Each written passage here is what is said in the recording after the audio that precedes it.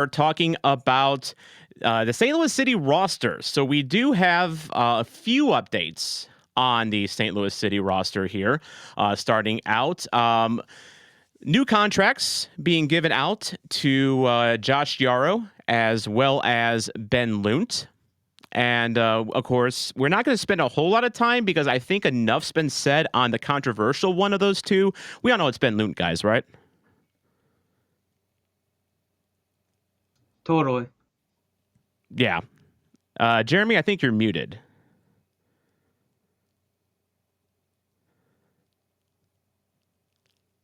Technology is my friend. Tom, you're right. Everyone's mad about the backup keeper. That's what's making the headlines in St. Louis these days. You know, I feel like it's my job to have the technological issues Nope. on a live broadcast. If anyone has watched any of my St. Louis City watch-alongs, but you'll be forgiven on that.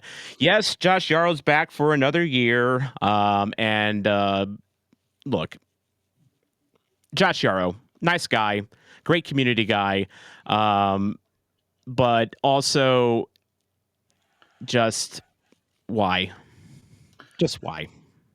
I really don't have anything more to say than that, but he's here. Ben Lunt, I thought he deserved his contract. I thought he proved himself in the time that he was given in Roman Berkey's absence, which I think was good for him. I think because he was kind of an unknown quantity before he was able to get some playing time this year, earns a new contract. And also, I think, guys, I think that's part of it because I think Roman Berkey and Ben Lunt have a good partnership. And you typically want that in a like in NHL, for instance, you typically want a good partnership with your goalies. I think it's also the fact in soccer as well, right, guys? So moving on, Joey Zielinski, Jaden Reed, and Seth Antwi had their options declined, and nothing too surprising there. I did find it very interesting that the those three options, the press release made it seem like it was structured in a way to make it sound like a Corey Ray decision, which I think gives us a little bit of clarity on the power structure, maybe, or maybe it doesn't. I still feel that the Diego, Hackworth, and Ray power structure is still a little bit opaque. But the release, Jeremy, made it seem to me like these were all Corey Ray decisions. You'd like to think so, just as much as you think that Hackworth played a role in getting the Yarrow deal done.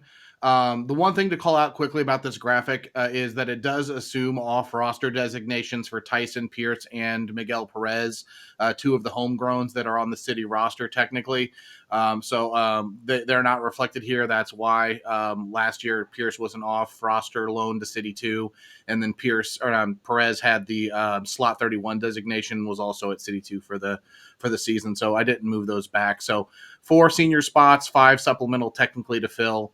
A lot of work, and you would hope Corey Ray is starting to have a say in this roster build. Yeah, totally. And Jake, I mean, with those three being let go, Jaden Reed, Seth Antwi, Joey Zielinski, any surprises there? I think Reed was a little bit of a surprise because of his age and how much potential he did have before that injury. But other than that, I really don't think there's much other surprises. No, I don't think so either. I was sort of surprised with Zielinski only because I don't think he really excelled when he got playing time, but the fact he didn't get much playing time at all maybe was a little bit telling as to what the organization thought of him. But I had heard that when he went to Indy 11, he performed very well for them as their right back. But I guess then and of course, now our fullback situation is kind of dire right now, as you can look, because you can see with the roster profile, we don't really have many fullbacks outside of Thomas Totland, and that is really it. So like if you were talking about someone to, be depth, maybe you're thinking, okay, Joey Zielinski, he can at least be our backup right back. But I wonder, Jake, if this opens up an opportunity for Tyson Pierce. What do you think about Tyson Pierce's prospects on the roster next year? I think he's still got a year or two at least. He's young and promising, but we also have to remember he wasn't technically a left back or left wing back or whatever to start off his career. He actually started as a defensive midfielder, I believe. Yep. So I think he's starting to get, or he's more than starting. He's well into the development of staying in that role, but I think it still needs more time. Well, and keep in mind he's only 18 as well. Right. So I mean, he's definitely, there's no reason to rush him if you don't have to. I thought he did take a step forward in City 2 this year, just based on what I saw from him. And as you mentioned, he's got that versatility as well. Although you could also say that Yaziel Orozco also has, basically plays that role right now, because Orozco can play the fullbacks as well as a six, which I think is fair to say, guys. We want a six on our wish list for next year. We'll talk in a couple weeks when we come back. We're going to have a holiday wish list. We're going to make all of our holiday wish lists, and hopefully some of them even come true. But I think it's fair to say all six will be on all three of our wish lists, right? Oh, 100%, Tom. I think it's telling, though. Orozco is the only one that you could really classify as a left back on the roster right now, unless you want to throw Pierce into the conversation. But it's worth mentioning, too, negotiations are ongoing, reportedly, according to the team, with Conrad Vollum. So, rumored to have a really expensive purchase clause in his contract in that transfer deal. So it will be telling to see if that gets done. But you figure that has to be one of the priorities as well for Corey Ray, because it continues to be a trouble spot for City. Yeah, absolutely. Because I mean, again, right now our fullback depth is basically, puddle thin. They're also still hoping to maybe bring back Devin Padelford. That was mentioned in that release as well. Padelford, I would almost, so it's interesting because Henry Kessler they're still negotiating with, which I find it very interesting that Henry Kessler's back in St. Louis. And he took a picture today at the training ground, which is snow covered. And if you look at those three guys, if you could only have one of those three, who is your one of those three? I have my pick, but we'll start with Jeremy. What is the one out of the three you want back? I'm going Henry Kessler, period. To me, it's not a debate. I don't know that left back is Vollum's best position anyway. I don't know if he fits there, and certainly I don't put him at left mid, because that's where we would hope to see Mekhi Winter take steps forward. So, in short, for me, Henry Kessler, hands down. Well, and that is Jerry Hayes' pick as well. I see you there in the chat. Henry is always in her heart. Jake, what would your choice be of those three? Kessler, Vollum, or Padelford? Kessler, easily. You say Kessler. But I know I said easily, but I almost give it 1A, 1B with Padelford, just because of that depth issue we have. And Padelford was more than capable of being that role for us. So my brain says Kessler, but I actually want to say Padelford. I think you bring up an interesting point in that I think of the three players, you could argue that Kessler is the best player of the three, which sounds damning of Conrad Vollum, who's a very good player in his own right. But Jeremy, me and you have had this debate on him many times. What is his position? Like, what is his best position? Now, granted that one reason that we're still kind of, curious about what his ultimate spot is because he was moved around a lot. And when you go through a regime change where you're going from a 3 in the back to, a more standard, 4-2-3-1, you basically have to adapt as you go along. But I'm also not going to say Conrad Vollum, only because I think Vollum's he's not going to cost what his buyout's going to be, but I think he's going to cost a lot of money for whoever brings him in. And I also am not comfortable with saying Conrad Vollum because we don't know who our coach is, and we don't know what system that coach is going to have, whether it's going to be a 3 in the back again, or if it's going to be what Critchley had with the more standard 4-2-3-1 with a mid to high press. Either way, you just don't know where Conrad Vollum fits in. Henry Kessler, great player when he's healthy. That's kind of the caveat with him, though, when healthy. So my pick of the three, honestly, I would rather have Padelford back of those three, only because I think Padelford's going to cost a little less than the other two. Also, he is a left back, a true left back. Of those options, he's the only true, honest to goodness left back, which is our need right now because, as you said, Jeremy, Orozco's our only player right now on the roster that has experience playing left back, and he's not even left-footed, Jeremy. No, you're right. And talking to a source, he mentioned to me that Padelford, Minnesota had multiple offers for Padelford prior to the loan deal with us. So, rumored to see Vancouver and Austin in the mix for him. So we don't know what his purchase price will be either. But your point is well taken, Tom. I think for me, the reason I still lean Kessler is. I really think with Falou Fall being as aggressive as he is, we saw it in the final couple games of the season. Kessler in that sweeper role behind him added stability to that back line, and that's why I like Kessler. I don't know if Baumgartel can play that role.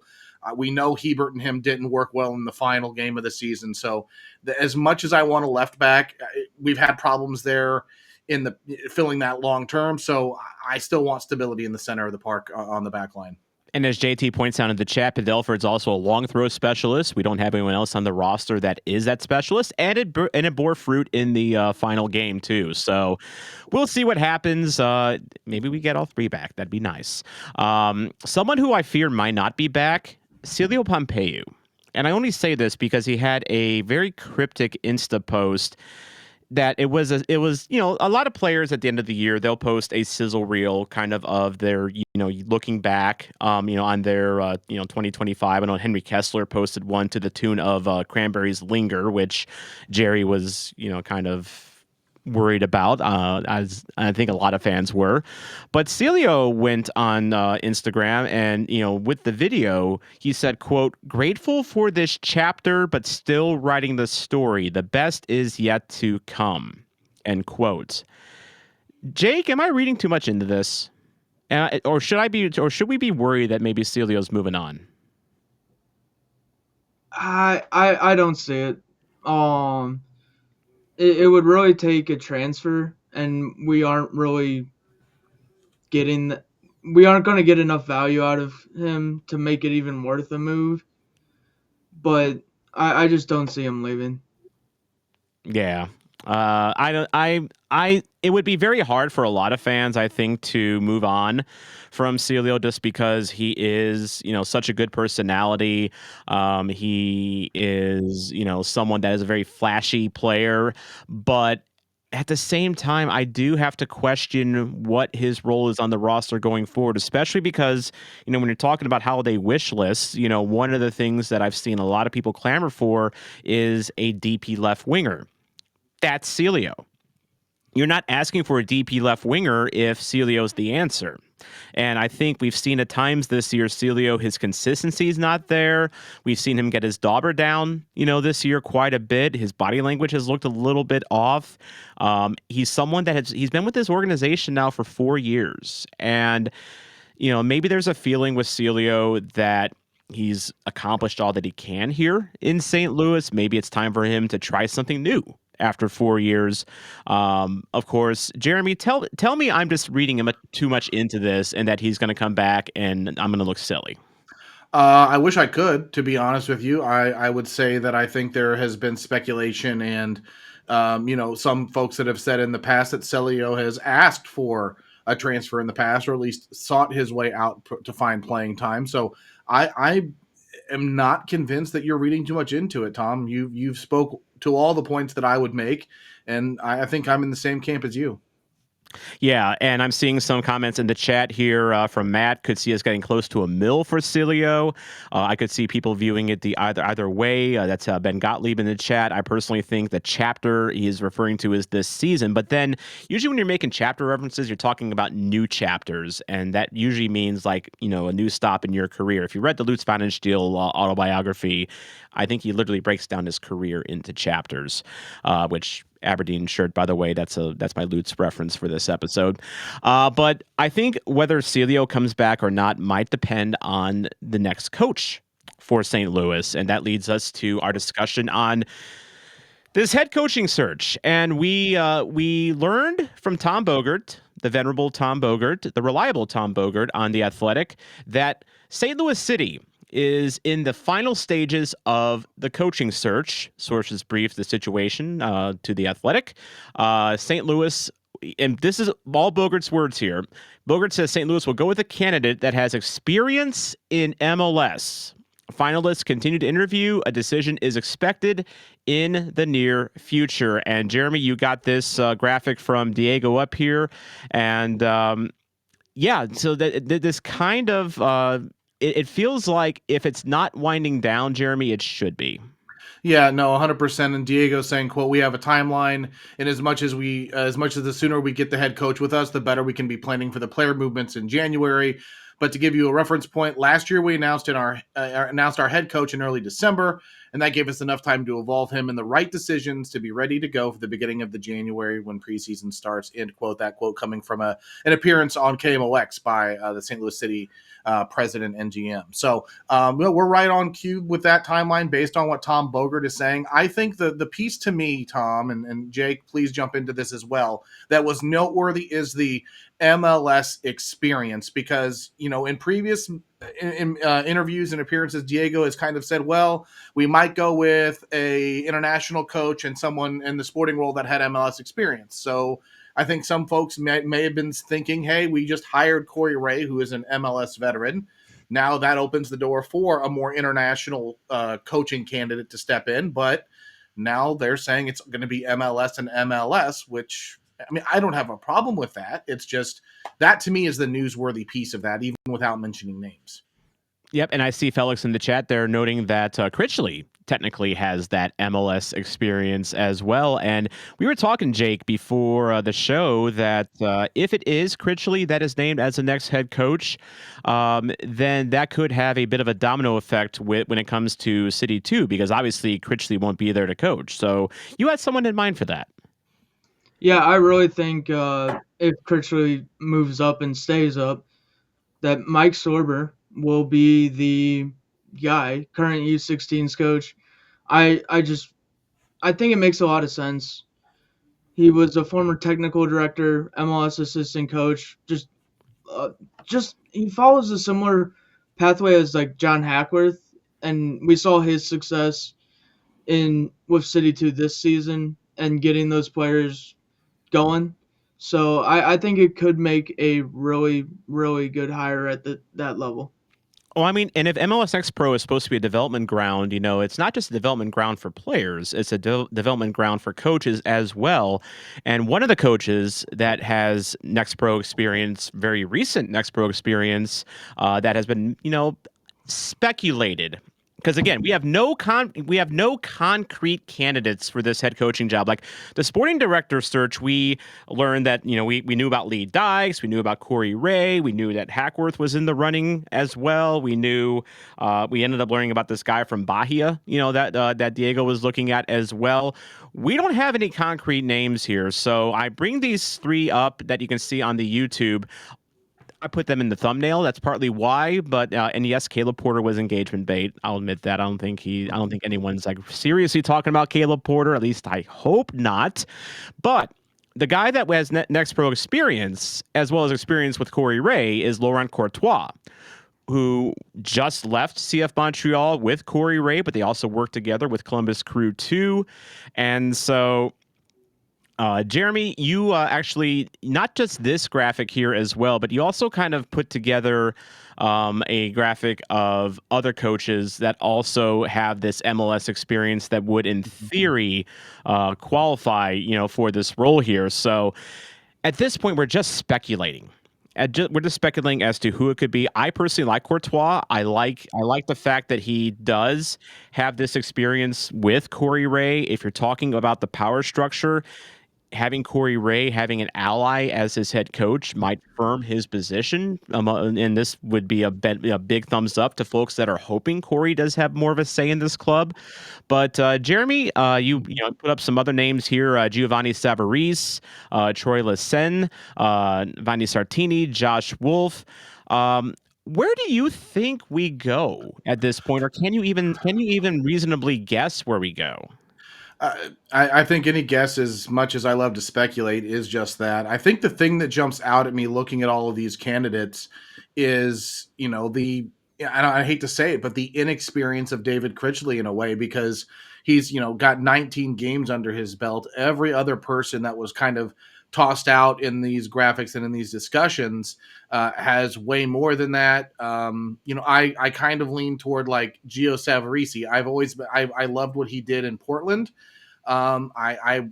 He's been out of a job for a few years, but had success. Granted, his more prominent success maybe came in the NASL with the Cosmos, but I like Savarese. I think what surprised me, I didn't know much about Troy Lesens, so that name surprised me. I will go on record, and I was on socials yesterday talking to some folks. As much as Caleb Porter had success, because you can see he won in Portland, he won in Columbus before having a rather unceremonial tenure in New England. The rumors and things that have come out about the toxicity in that organization while he was a part of it really would make me hope that we avoid bringing him to St. Louis. So that's the name that I would really love to avoid. Outside of that, I'm hard pressed to make a strong case for Critchley. He did make the locker room better. He fixed that, but how important is tenured success in this role? That's a good point too, and I also this leads to another conversation on David Critchley. So I think when we were hiring the sporting director, I mean Hackworth was mentioned as a candidate, and there was a lot of vitriol in the City fan base about Hackworth being the guy. He had some supporters, but there was also a lot of like, well, it's more the same. Meet the new boss, same as the old boss, but also just because Hackworth is someone that would radically be different than Lutz, I think, because Hackworth is more domestic based. Lutz is more European, worldwide based in terms of where he targets his talents. So we won't know what a John Hackworth sporting director role will look like because Hackworth was not the guy. But when people talk about David Critchley as the next St. Louis City head coach, you don't get a lot of ire about that. You get maybe almost kind of like a tenuous, okay, that's fine. It's so funny. After the FC Dallas game where we had 40 shots and only one went in, if you had asked me then, are you Critch in or Critch out? I would have been Critch, hell no. Because as nice as you allude to, Jeremy, he did improve the locker room. The players do seem to like playing for him, but how do you forgive tactics that result in 40 shots and no goals? But then after that game, the team really turned around on the field. Tangible results on the field, which is I think all we've been kind of wanting, for the longest time. And if you're looking at where this roster is going to go and where this club is going to go over the next couple of years, we're not going to be competing for the MLS Cup next year. I doubt we're going to be competing for it into 2027 unless we really reload, very well under Corey Ray, which could happen. It's not unheard of in MLS to go from wooden spoon to MLS Cup contenders. I mean, look at FC Cincinnati, just as an example. But would you rather have someone that you can, develop, as a head coach, as your roster is developing?